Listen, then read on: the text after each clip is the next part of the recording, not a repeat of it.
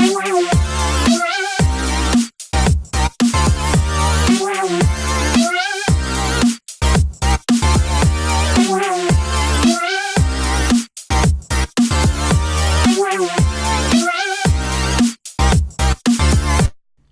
guys, welcome to this video. We're going to take a look at this new preset pack by Tunecraft called EDM Signature Series Volume 2.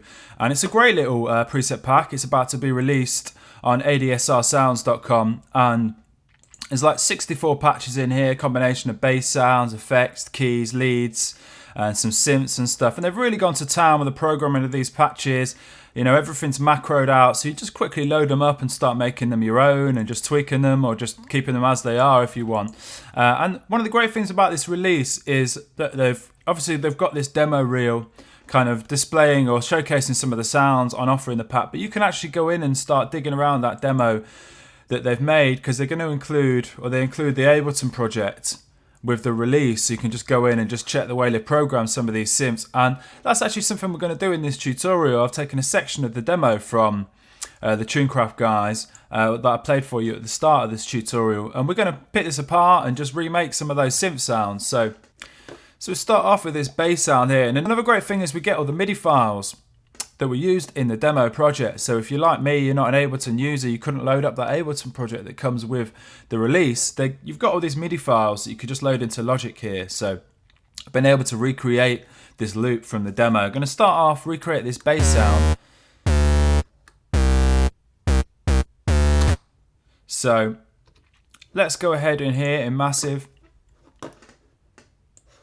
and it's bass sound, Funky Nasty from the Tunecraft pack. So let's go and create a new sound in here, recreate that bass sound. I just figured it out a little bit before. It's a really nice fat bass sound, and it's going to sit underneath this lead here. There's plenty of modulation automation going on, and we've got these really nice kind of keys going on. Funky stab keys. So this bass sound, for starters, start off at an oscillator 1 slot. Let's go for a sine triangle waveform and keep the wavetable position all the way to the right. So we've got this triangle wave. Let's pull this intensity down a little bit. So just rolling off some of that top end, and pull the amp down as well. And let's take the pitch down by 1 octave. So next up, we're going to turn on oscillator 2 and keep this as a square saw 1, but take the pitch down by 2 octaves. So minus 24 semitones. And let's take this intensity down. Again, just rolling some of the high end off that oscillator. Finally, oscillator 3. Turn that on and take the pitch up by plus 7 semitones. Get this quite nice sort of chord going. We can keep it as a square saw 1. Bring the intensity right down to about a third of the way up. And take the amp to about halfway. So that's our basic tone kind of sorted out there. I'm going to add a little bit of noise in the sound as well, just boosting some of that top end back in there using the bright noise. Let's move to these filters now then. So just going to be using filter 1 for this sound. As you could see there with the Tunecraft sounds, they're all fully macroed up down here, but for the purposes of recreating that bass sound as we hear it there, and obviously time constraints and stuff, I'm not going to bother with all the macros, remaking all of them. I'm just going to get into the tone of the sound. So filter 1, we're going to use a low pass 4 filter. Push the cutoff right up, and with the resonance about a quarter of the way, we're just sort of like crunching the tone of that filter a little bit, just using that resonance really.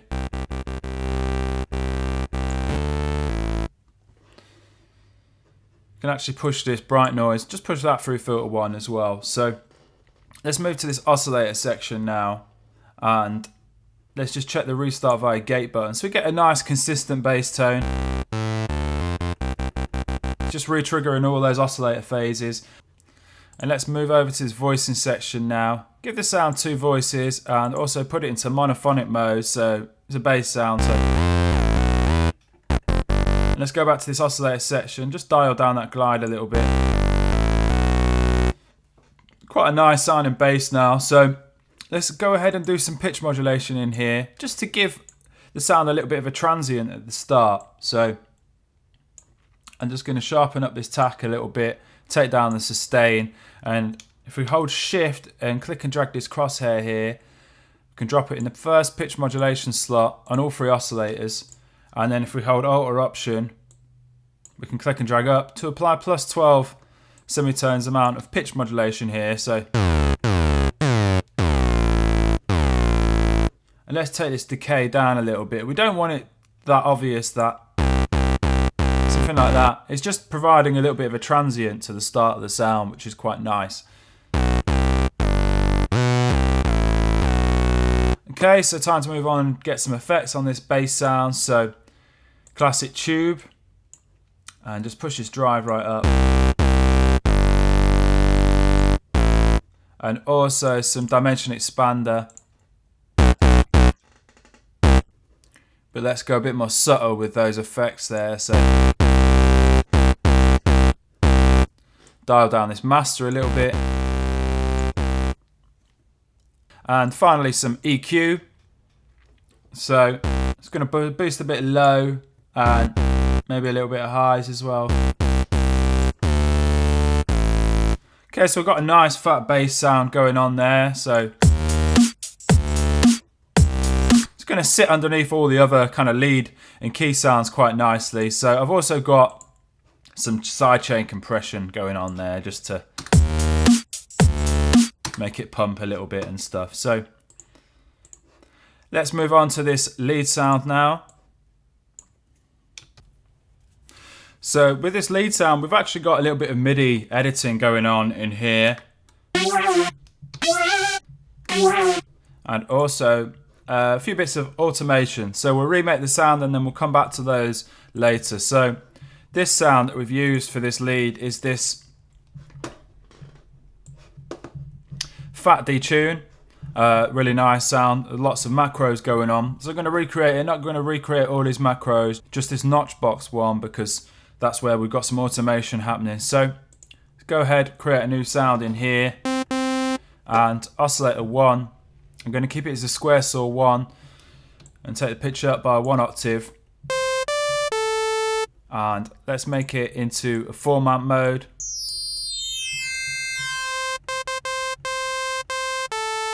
And bring the 4-man to around quarter of the way. We can keep this routed to both filters. And let's turn on oscillator 2 now.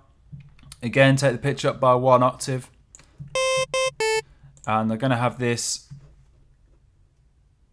squelchy wavetable in oscillator 2. And take the wavetable position to around, say, 2/3 of the way. Pull the intensity down to 0.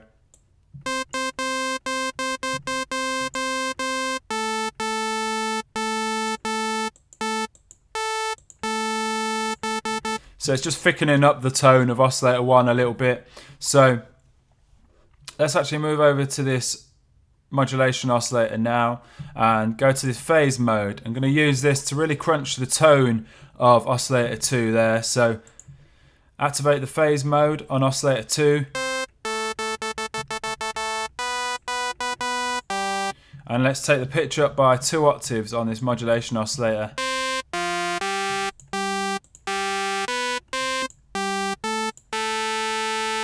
Again, it's just like really crunching the sound in quite a nice way, really. So add a little bit of bright noise again.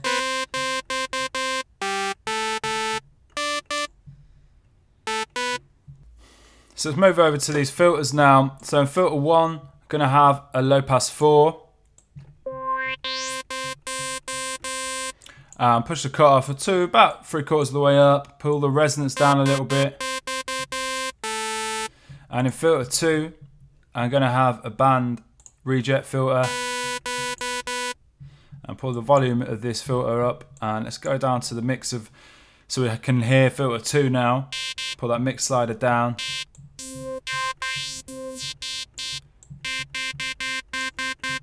So sweeping this cutoff frequency of filter 2, quite high resonance value, sounds pretty cool. So let's go ahead and apply an envelope to that cutoff frequency of filter 2 and So yeah, click and drag the crosshair, one of these modulation envelopes, drop it in the first modulation box on the cutoff frequency here, and click and drag up to apply some modulation to that cutoff frequency. And let's just tweak this envelope a little bit. So back the attack off, sharpen up the decay a little bit, and then just pull down the sustain. So got that nice kind of envelope shape happening on the cutoff frequency. So pull the mix slider back up to mix 1, because what we're going to do is going to use a macro to control this. So it's going to have that nice movement on the sound. So let's go over to this first envelope and apply a little bit of pitch modulation in here. So hold shift, click and drag the crosshair, drop it in the pitch modulation box of these 2 oscillators, and let's go -2 semitones here on the pitch modulation. So quite a subtle amount. And this envelope, sharpen up the attack, pull the sustain or decay level down to 0, and sharpen up this decay as well. So just get that very interesting kind of start to the sound, really.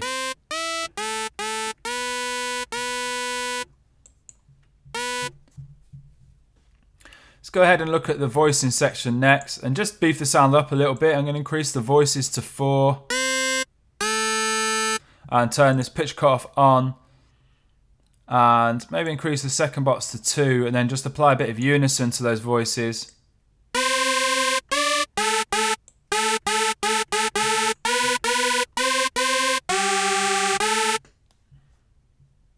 So that's thickened up the sound quite nicely. And next thing to do really is add some effects. So I'm going to add a little bit of chorus in here, pull that rate right down, and the offset as well. And also some dimension expander again, just to add a little bit more warmth. But, you know, go subtle with that expander there. I don't want to go too crazy. So dry, wet and size, around about 1/3 of the way up.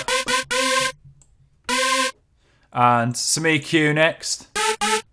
Push that low shelf up a little bit. And let's boost some kind of lower mids in the sound as well.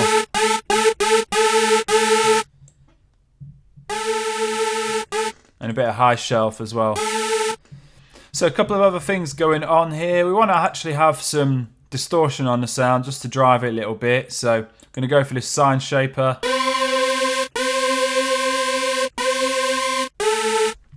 And also let's apply a macro in here. So I'm going to use macro 3 because that's where they've got the automation.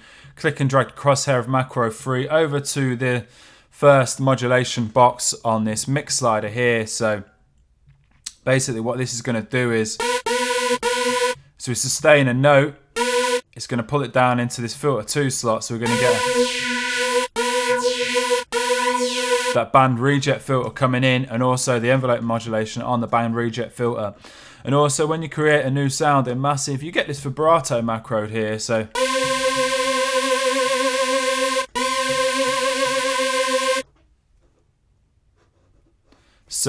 that's another bit of automation that we've got going on. Have a look at this here. Some vibrato on the kind of second note. So, and this first here, this is the macro 3, this automation what we've got going on here. So we could actually rename this notch box.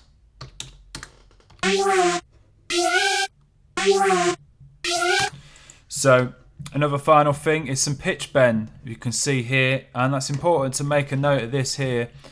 To have that pitch bend happening or activated, we've got +2 and -2 semitones. So that's the range of pitch bend. Obviously you can increase this in here. So, but we don't want anything like a crazy effect like that. Just a subtle amount of pitch bend going on. So +2, -2. So you can see that automation happening in the notch box and the vibrato. And let's just give that a spin now with the bass sound and the beat. Okay, so that's sounding pretty cool. Let's go ahead and finish this little loop off and remake this key sound here.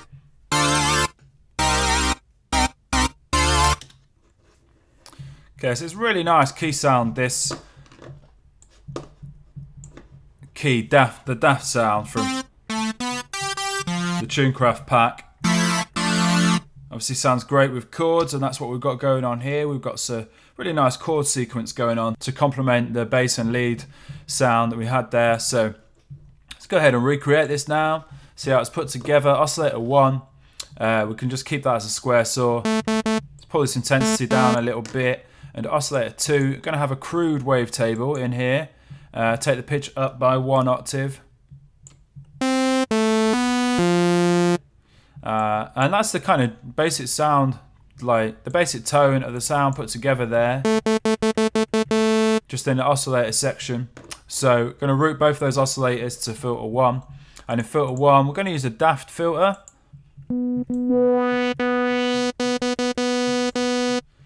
Push that cutoff up to about 3/4 of the way just before, and pull the resonance down so it's about 1/3 of the way, the resonance. And what might sound pretty cool here, just a subtle amount of movement on that cutoff frequency.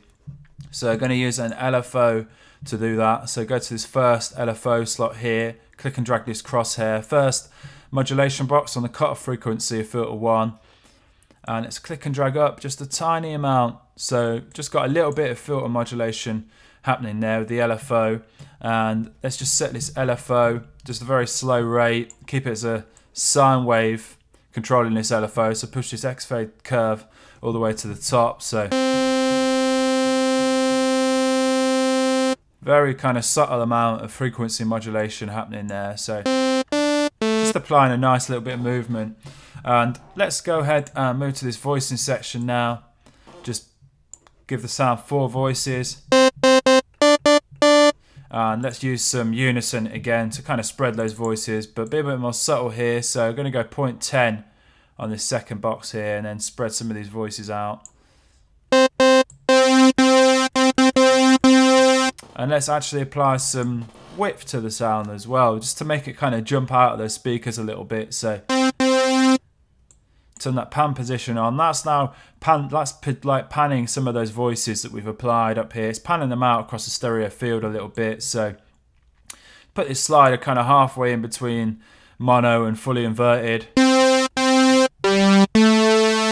Nice bit of width on the sound.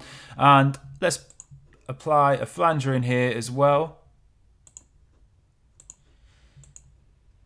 So we're going to go flanger negative mono. And let's set this flanger a little bit. Turn that master down actually a little bit. And let's take the dry wet down of the flanger. Pull the rate down to about 1/4 of the way. Keep the feedback about halfway, and pull this depth down a little bit as well.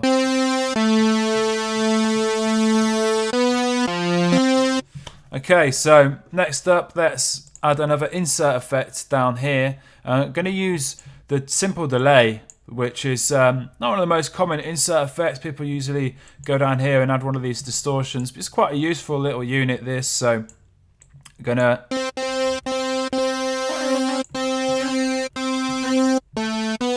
just delaying the sound, very short delay. We can actually get quite an interesting effect here if we apply an LFO to this time. So use this second LFO slot here. Click and drag the crosshair, drag this over to the first modulation slot on the time of this delay. Click and drag up. Turn the sidechain off. Click and drag up a tiny amount. And it's just kind of increasing that flanger effect really. Just we're adding this little delay, and then we're kind of like modulating the time of the delay. So I'm going to set this delay a little bit differently. I'm going to sync it, set the ratio to 1/8, and use a sine wave to control it as well. And just take the amp down so it's a little bit more subtle.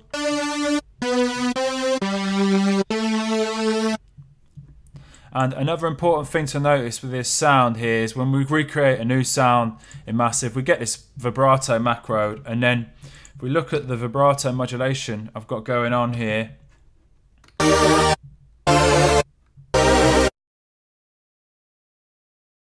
so it's just kind of adding to that sort of cool kind of like movement on the sound there. So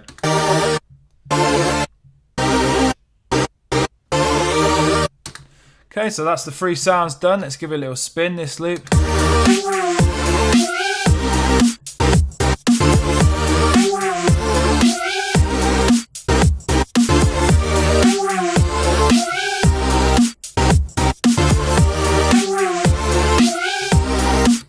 Okay, so there you have it. A couple of sounds we remade from the Tunecraft EDM Signature Series Volume 2 pack that's forthcoming on ADSRsounds.com. So great little preset pack. Go and check it out. I hope you've enjoyed this video. We're recreating some of the sounds. Of course, just get in touch. Any questions you have on any of the stuff we've done in this tutorial. And yeah, thanks for watching. All right, cheers. Bye.